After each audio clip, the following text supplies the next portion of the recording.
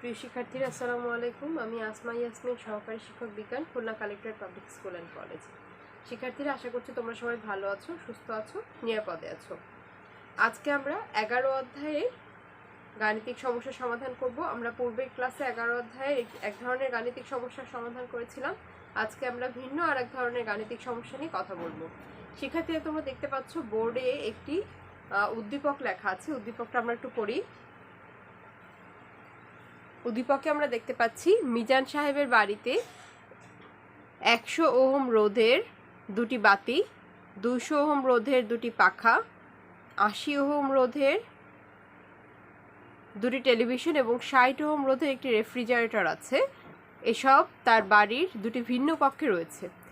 আমাদের প্রথম যে প্রশ্নটি এখানে হতে পারে, মিজান সাহেবের বাড়ির বিভিন্ন কক্ষের বর্তনীর সংযোগ দেখাও।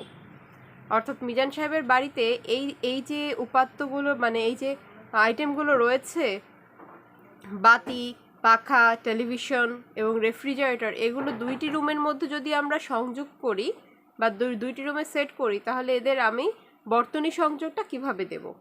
শিক্ষার্থীরা, আমরা শুরুতেই দেখতে পাচ্ছি যে যেহেতু এটি একটি বাসাবাড়ির বিষয়, তাই এখানে 220 ভোল্ট দেওয়া রয়েছে। দেখো, এখানে ভোল্টেজ দেওয়া রয়েছে 220 ভোল্ট এবং কোনো গৃহে প্রবেশের পূর্বে কিন্তু তার কারেন্ট মাপা হয় মিটারের সাহায্যে। সেই মিটারটা আমরা কিন্তু এখানে দিয়েছি যে এই গৃহে কতটুকু কারেন্ট প্রবেশ করছে, সেজন্য এখানে একটা মিটার রয়েছে।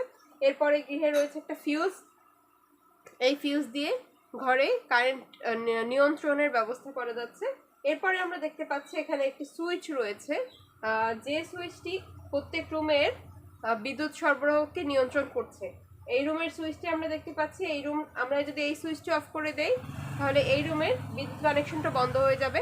আবার যদি এই সুইচটি বন্ধ করে দিই, তাহলে এই রুমের বিদ্যুৎ কানেকশন বন্ধ হয়ে যাবে। যখন আমরা দেখতে পাচ্ছি যে এই 220 ভোল্টের দুই প্রান্ত থেকে দুটি তার বের হচ্ছে, অর্থাৎ একটি হচ্ছে লাইন কারেন্ট এবং একটি নিউট্রাল। লাইন কারেন্ট এবং নিউট্রাল, আমরা বলেছিলাম যে নিউট্রালের সাথে আমরা কখনোই সুইচের কানেকশন দেব না, আমরা লাইন কারেন্টের সাথে সুইচের কানেকশন দেব। তোমরা দেখতে পাচ্ছ প্রত্যেকটা লাইন কারেন্টের সাথে সুইচের কানেকশন দেওয়া আছে। আমরা প্রথম দুটি রুম সেট করেছি, প্রথম কক্ষ, দ্বিতীয় কক্ষ। প্রথম কক্ষে আমরা একটি সুইচ দিয়েছি এবং সেখানে লাইট, ফ্যান এবং টিভিকে আমরা প্যারালালে স্থাপন করেছি, কারণ আমরা গৃহে বা ঘরে যেসব ইলেকট্রনিক ডিভাইস বসাই বা রাখি, তাদেরকে আমরা সমান্তরালে সবসময় সংযোগ দিয়ে থাকি। এরপরে আমরা যাচ্ছি একইভাবে দ্বিতীয় কক্ষে। দ্বিতীয় কক্ষেও দেখো আমরা লাইট, ফ্যান এবং ফ্রিজ তিনটিকে স্থাপন করেছি এবং তার তিনটি পরস্পর সমান্তরালে আছে। এবং তোমরা খেয়াল করলে দেখবে যে এই প্রত্যেকটা উপাদান কিন্তু প্রত্যেকের সাথে সমান্তরালে আছে। সমান্তরালে থাকলেই শুধুমাত্র এরা 220 ভোল্ট করে কারেন্ট ভোল্টেজ পাবে। এবার আমরা সবগুলোকে আবার একসাথে করে আমরা 220 ভোল্টের এপাশে ফেরত নেব এবং এই লাইনটি হচ্ছে কিন্তু আমাদের নিউট্রাল লাইন। এভাবে আমরা দুটি কক্ষের জন্য আমরা বর্তনী সংযোগ দিয়েছি।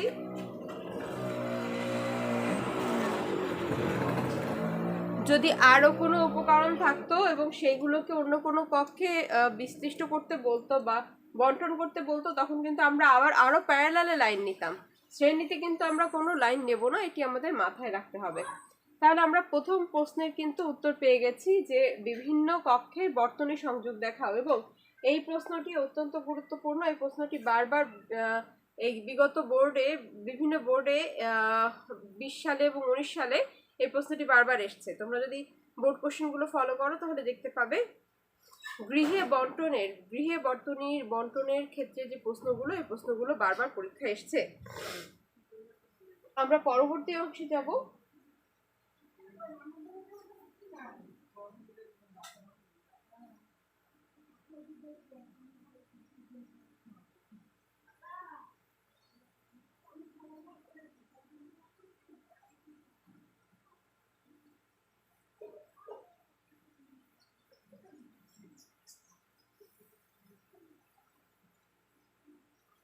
পরবর্তী প্রশ্নে বলা হয়েছে যে এই যে যন্ত্রগুলো রয়েছে, এই যন্ত্রগুলো দৈনিক 6 ঘন্টা করে চলে এবং প্রতি ইউনিটের মূল্য 6 টাকা। এখানে যে যন্ত্রগুলো দেওয়া রয়েছে, এই যন্ত্রগুলো দৈনিক 6 ঘন্টা চলে এবং প্রতি ইউনিটের মূল্য 6 টাকা।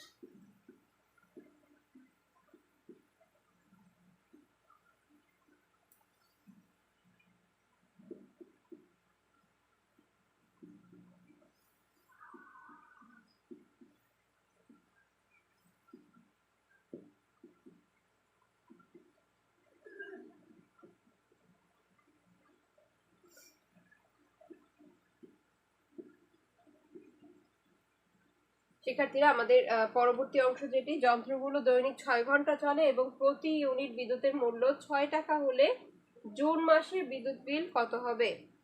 এই ধরনের প্রশ্ন কিন্তু তোমাদের পরবর্তী অ্যাসাইনমেন্টের জন্য আসতে পারে, খুবই গুরুত্বপূর্ণ পরবর্তী অ্যাসাইনমেন্টের জন্য এই ধরনের প্রশ্নগুলো। তাহলে আমরা এখান থেকে বিদ্যুৎ বিল হিসেব করব। আমরা কিন্তু বিদ্যুৎ বিল হিসেবে কিছুটা অংশ যখন তত্ত্বীয় অংশ পড়ছিলাম তখনই দেখে নিয়েছিলাম যে কিভাবে আমরা একটি গৃহের বিদ্যুৎ বিল হিসেব করতে পারি। এখানে আমাদের সেই ক্ষেত্রে ক্ষমতা দেওয়া ছিল, পি এর মান দেওয়া ছিল যে এই যন্ত্রটি এত ওয়াটে চলে, ওই যন্ত্রটি এত ওয়াটে চলে, কিন্তু আমার এখানে কিন্তু কোনো যন্ত্রেরই ক্ষমতা দেয়া নেই। সেই ক্ষেত্রে প্রত্যেকটা যন্ত্রের রোধ দেওয়া আছে। আমরা কিন্তু রোধ থেকে ক্ষমতা নির্ণয়ের সূত্রটি জানি। তাহলে আসো আমরা অঙ্কটি শুরু করি। প্রথমে আমরা প্রত্যেকটা উপকরণকে আলাদা আলাদাভাবে তাদের ক্ষমতা বের করে নিয়ে তাদের তারা কত ইউনিট বিদ্যুৎ ব্যবহার করছে সেটি বের করব। প্রথমে আমরা বলতে পারি বাতির কথা। 100 ওহম রোধের দুটি বাতি আছে, তাহলে একটি বাতির ক্ষমতা কি হবে? ক্ষমতা আমরা জানি, পি ইকুয়াল টু আমরা লিখতে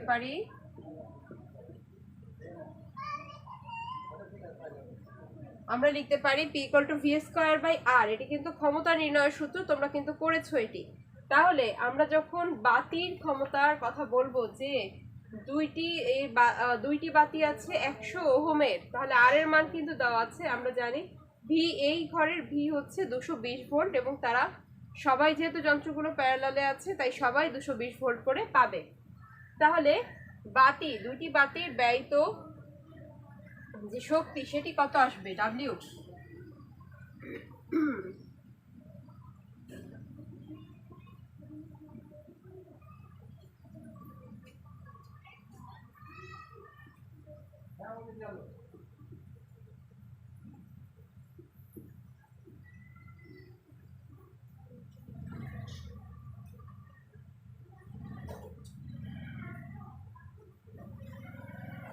শিক্ষার্থীরা, আমরা কিন্তু দেখতে পাচ্ছি দুটি বাতির ব্যয়িত শক্তি W1 ইকুয়াল টু পিটি ভাগ 1000। আমরা এখান থেকে এই বাতির পি এর মানটি বের করে নেব। বাতির পি এর মানটি বের করব কিভাবে? পি ইকুয়াল টু ভি এর মান হচ্ছে 220 ভাগ হচ্ছে আর এর মান 100।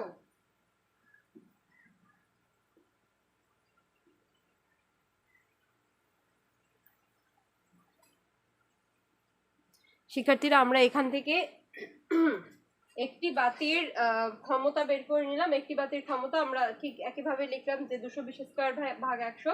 এটা করলে আসছে হচ্ছে আমাদের 484 ওয়াট। তো আমরা যেহেতু এখানে দুটো বাতি ব্যবহার করছি তাই দুটো বাতির ক্ষমতা নিব।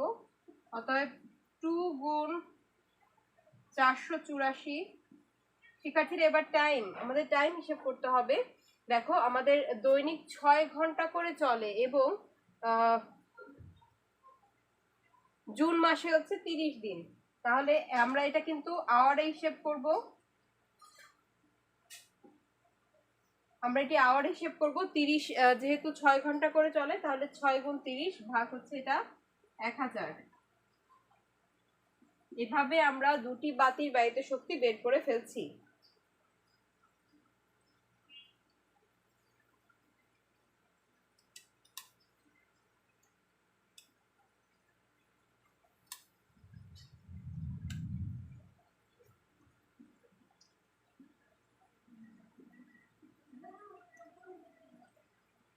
শিক্ষার্থীরা, আমরা দেখতে পাচ্ছি তাহলে দুটি বাতির জন্য যে ব্যয়িত শক্তি W1 সেটির মান হচ্ছে 174.24 জুল।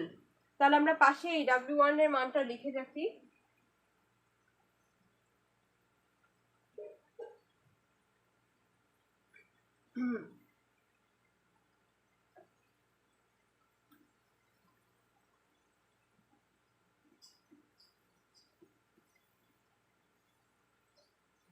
এইবার আমরা হিসেব করব, আমরা দুটো বাতির জন্য করেছি, এবার আমরা হিসেব করব দুটি পাখার জন্য।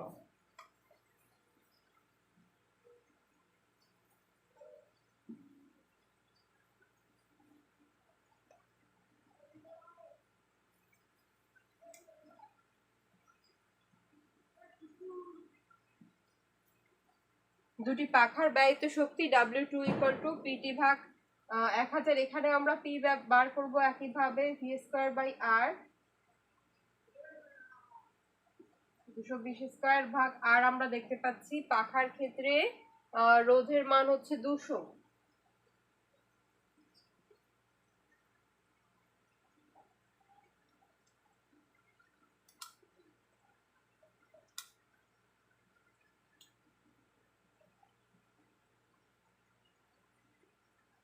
আমরা P এর মান পাচ্ছি এখানে 242 ওয়াট, সেটি কিন্তু একটি পাখার জন্য।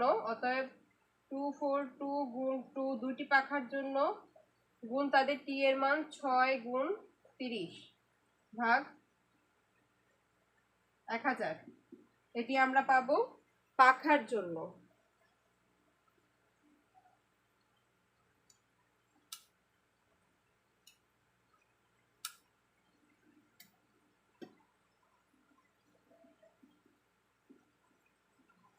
আমরা দেখতে পাচ্ছি এখানে দুটি পাখার ব্যয়িত শক্তি পাওয়া যাচ্ছে 87.12 জুল।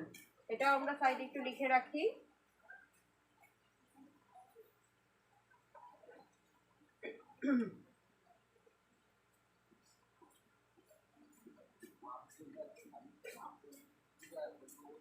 শিক্ষার্থীরা, তাহলে আমাদের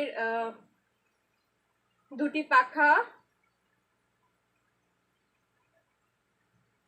পাখা রয়েছে, দুটি বাতি রয়েছে, এবং এখানে এত টেলিভিশন হবে একটি, রোধের একটি টেলিভিশন।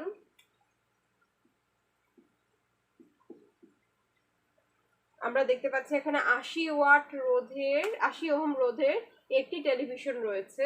তাহলে 80 ওহম রোধের যদি একটি টেলিভিশন হয়, তাহলে একটি টেলিভিশনের জন্য আমরা ব্যয়িত শক্তি হিসেব করব।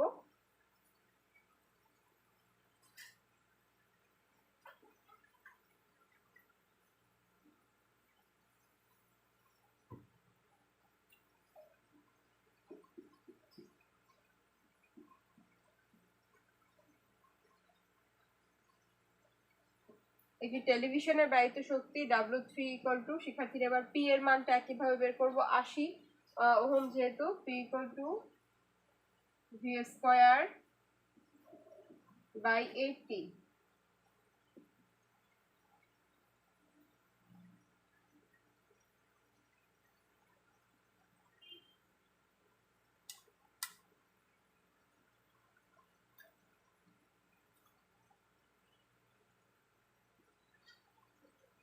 ছয়শো 5 ওয়াট।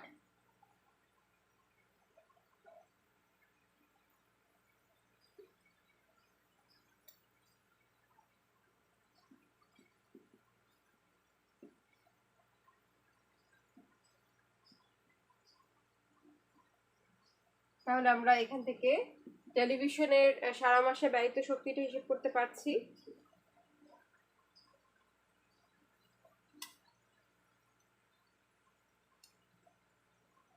108.9 জুল।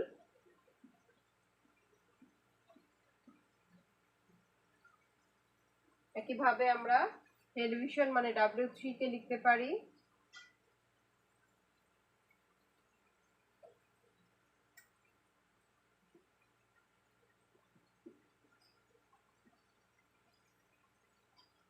শিক্ষার্থীরা দেখো, তাহলে আমরা শুরু থেকে প্রথমে আমরা দুটি বাতি রোধ বের করেছি, তারপরে দুটি পাখার রোধ বের করেছি, তারপরে একটি টেলিভিশনের রোধ বের করছি, এবং এরপরে আমাদের রয়েছে একটি রেফ্রিজারেটর যেটি 60 ওয়াট।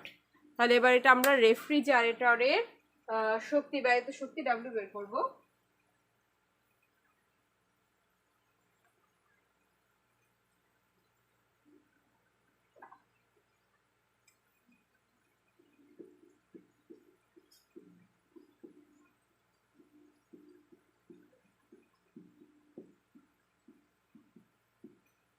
একটি রেফ্রিজারেটরের ব্যয়িত শক্তি W4।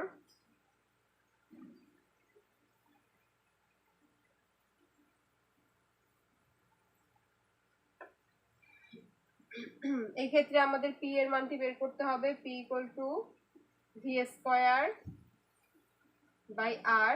রেফ্রিজারেটরের রোধ আমরা দেখতে পাচ্ছি 60।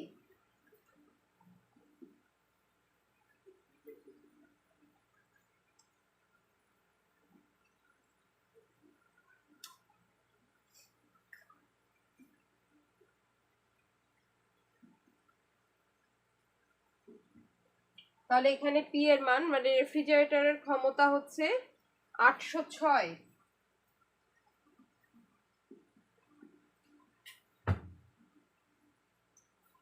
এটিও দৈনিক 6 ঘন্টা করে চলে এবং 30 দিন।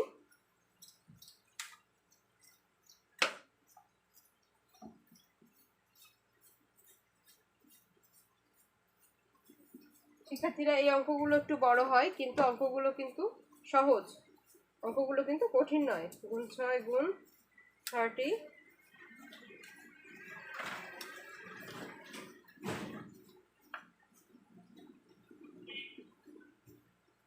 তাহলে শিক্ষার্থীরা আমরা রেফ্রিজারেটরের ব্যয়িত শক্তিও বের করে ফেললাম। আমরা লিখে ফেলবো এটি।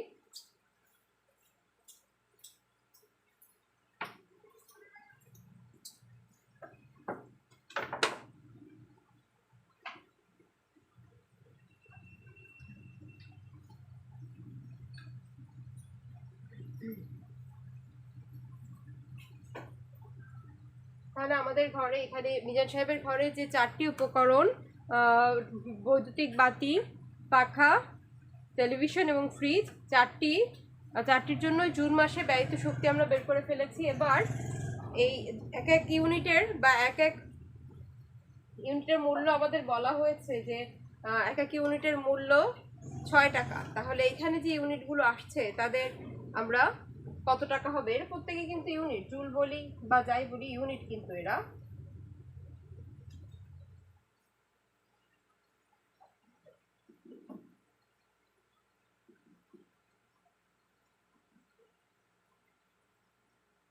তাহলে মোট ব্যবহৃত ইউনিট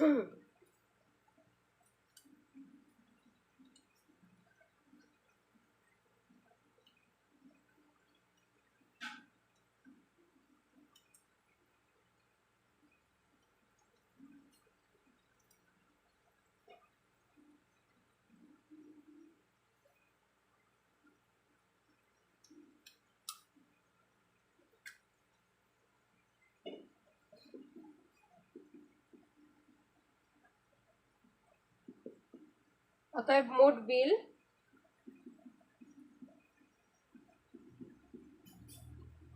যেহেতু আমরা জানি 1 ইউনিটের দাম 6 টাকা,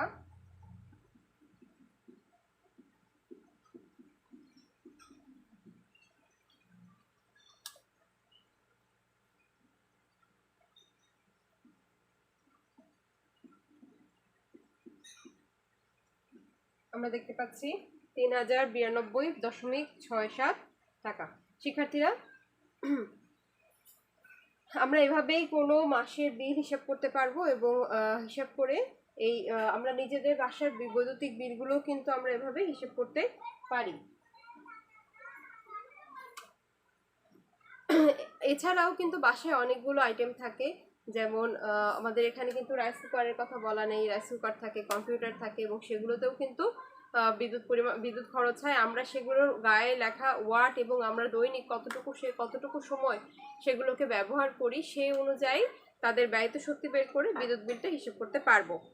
আমাদের পরবর্তী যে প্রশ্নটি রয়েছে সেটি হচ্ছে উপরোক্ত একটা ফিউজ দেওয়া রয়েছে, এখানে একটা 15 অ্যাম্পিয়ারের একটা ফিউজ রয়েছে, সেই ফিউজগুলো ব্যবহার করলে লাইনটি নিরাপদ কিনা, 15 অ্যাম্পিয়ারের যদি ফিউজ এখানে যুক্ত করা হয় তাহলে লাইনটি নিরাপদ হবে কিনা।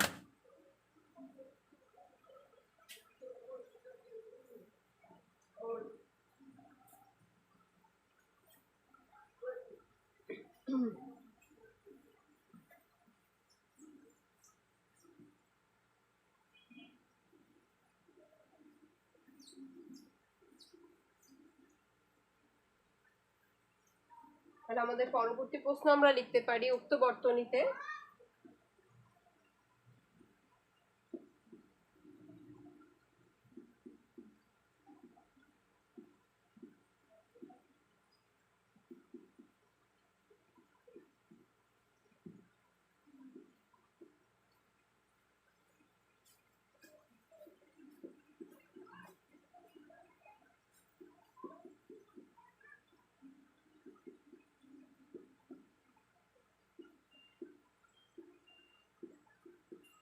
উক্ত বর্তনীতে 15 অ্যাম্পিয়ারের একটা ফিউজ ব্যবহার করলে লাইনটি নিরাপদ কিনা। লাইনটি তখনই নিরাপদ হবে যখন 15 অ্যাম্পিয়ারের কাছাকাছি বিদ্যুৎ ব্যয় হবে। অর্থাৎ মনে করো আমাদের 14.50 অ্যাম্পিয়ার কারেন্ট এই লাইনটিতে খরচ হচ্ছে, সেখানে তুমি একটি 15 অ্যাম্পিয়ারের ফিউজ ব্যবহার করতেই পারো, সেক্ষেত্রে লাইনটি নিরাপদ। কিন্তু যদি তোমার 10 অ্যাম্পিয়ার বিদ্যুৎ খরচ হয় এবং সেখানে তুমি একটি 15 অ্যাম্পিয়ারের ফিউজ ব্যবহার করো, তাহলে কখনোই কিন্তু লাইনটি নিরাপদ নয়। তাহলে এখন তোমাকে বের করতে হবে যে এই গৃহে টোটাল কতটুকু কারেন্ট ব্যবহার হচ্ছে, অর্থাৎ টোটাল কতটুকু কারেন্ট ওই ফিউজের মধ্যে থেকে যাবে। সেটি ব্যবহার করার জন্য আমাদের প্রথমে কি করতে হবে, আমরা জানি V = IR, অর্থাৎ I = V/R। এই পুরো গৃহের তুল্য রোধটি বের করতে হবে। তোমাদের নিশ্চয়ই ছবিটি মনে আছে।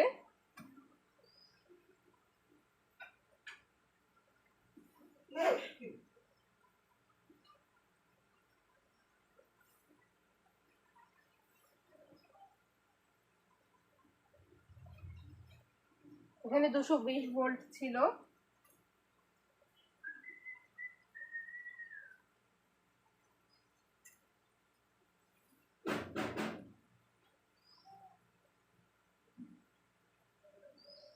শিক্ষার্থীর এরকম ভাবে দুইটি গৃহে কিন্তু আলাদা আলাদা ভাবে 6টি যন্ত্র সংযুক্ত ছিল, যেখানে প্রথম হচ্ছে এটি ছিল 100 ওহম, ফ্যান ছিল 200 ওহম এবং টেলিভিশন ছিল 80 ওহম। একইভাবে লাইট 100 ওহম, ফ্যান 200 ওহম এবং একটি রেফ্রিজারেটর আছে 60 ওহম। তাহলে টোটাল আমরা তুল্য রোধ বের করতে পারি। তুল্য রোধ 1/R = 1/R1 যোগ 1/R2 যোগ 1/R3।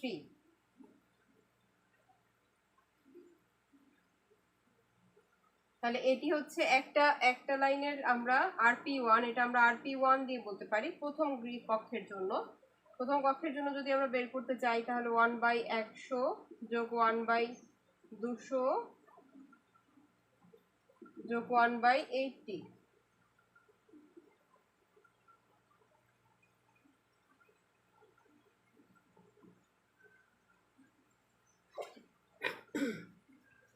এখানে আমরা ক্যালকুলেশন করে RP 1/RP1 বের করব।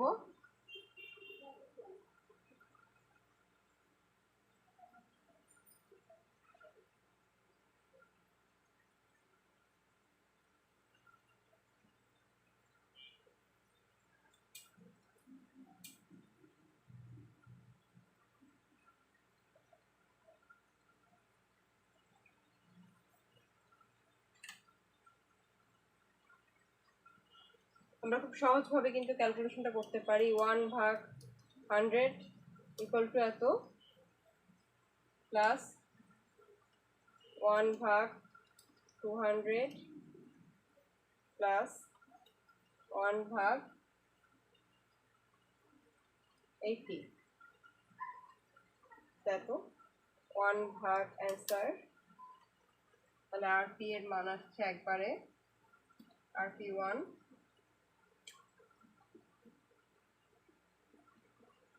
36.36 ওহম। একইভাবে আমরা 1/RP2 বের করতে পারি। 1/100 প্লাস 1/200 প্লাস 1/60।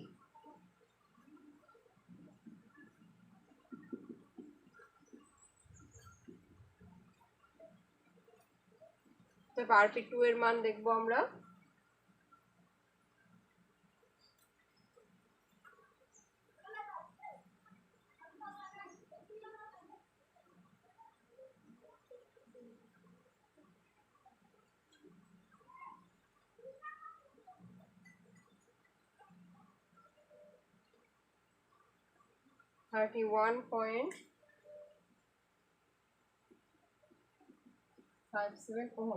তাহলে আমরা দুটো RP এর মান পেলাম এবং তারাও কিন্তু প্যারালালে আছে। তাহলে 1/RP equal to 1/RP1 plus 1/RP2 অর্থাৎ 1/36.36 প্লাস 1/31.57।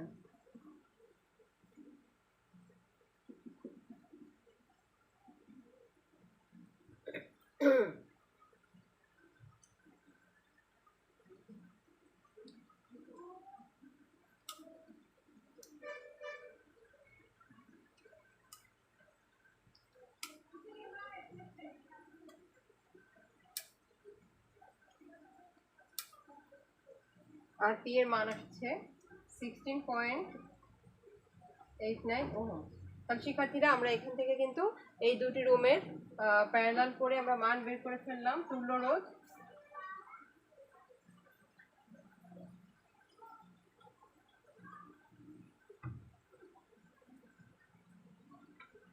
আমরা জানি I ইকুয়াল টু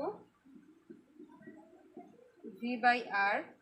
V এর মান এখানে 220 ভোল্ট এবং R এর মান হচ্ছে 16.89।